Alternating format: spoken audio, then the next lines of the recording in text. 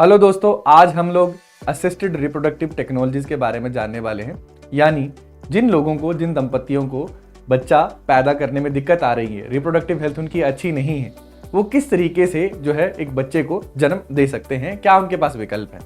तो सबसे पहले बात करते हैं, अगर एक दंपत्ति जो है उनका रिप्रोडक्टिव सिस्टम अच्छे से काम कर रहा है, दोनों का, मेल का भी और फीमेल का, तो उन्हें किसी भी असिस्टेंस की जरूरत नहीं होती, कुदरती रूप से वो एक हेल्दी बच्चे को जन्म दे सकते हैं।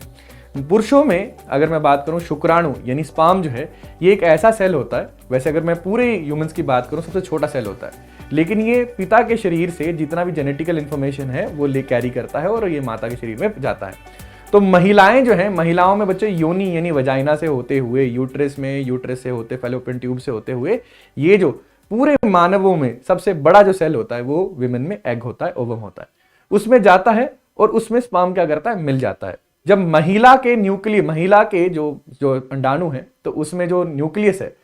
उसमें यानी केंद्रिक जो है, उसका न्यूक्लियस और स्पर्म का न्यूक्लियस आपस में मिलता है, तो इन दोनों के मिलने से जो है एक बच्चे के बनने की शुरुआत होती है। जब इसमें दिक्कत आ जाती है, कई वजहों से हो सकता है, स्पर्म काउंट कम होने की, यानी विरहा में जो शुक्राणु है उनकी मात्रा कम है, कम कंसंट्रेशन है, या फिर अगर मैं कहूं कि जो वुमेन है उसकी फेलोपियन ट्यूब जो है उसमें कोई दिक्कत है, टेस्ट ट्यूब बेबी का इस्तेमाल कर सकते हैं। अक्सर आप खबरों में सुनते होंगे टेस्ट ट्यूब बेबी। तो इसमें किया क्या जाता है, एक टेस्ट ट्यूब ही ली जाती है, या फिर कह सकते हैं कि आप एक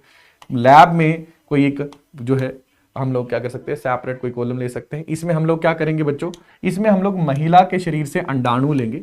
ठीक है, उस अंडाणु में हम लोग क्या कर देंगे, पुरुष का शुक्राणु जो है वो डाल देंगे, वो अपने आप ही इसमें मिल जाएगा। आप यहां पे देख भी सकते हो। तो बच्चों, जब ये यहां पे सेल डिवाइड होने लगेगा और बच्चों जब ये बच्चा बनने की तरफ बढ़ने लगेगा, तो इसको महिला के यूट्रस के अंदर यानी बच्चादानी के अंदर डाल दिया जाएगा, जहां पे एक हेल्दी बच्चा बन के 9 महीनों में तैयार हो जाएगा। अब कई बार क्या है कि महिलाओं के अलावा पुरुषों में भी समस्या हमें देखने को मिलती है कि पुरुषों का स्पर्म काउंट कम है, तो उसमें बच्चों ये ICSI यानी इंटर साइटोप्लाज्मिक स्पर्म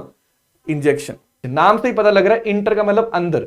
सी से यानी साइटोप्लाज्म, साइटोप्लाज्म के अंदर सीमन की इंजेक्शन करना। क्योंकि देखो होता क्या है कि अगर हेल्दी स्पर्म है ना, तो वो अपने आप ही पेनिट्रेट कर जाता है सेल को, और ये बच्चों इस सेल के न्यूक्लियस तक पहुंच जाता है। दिक्कत पता कब होती है,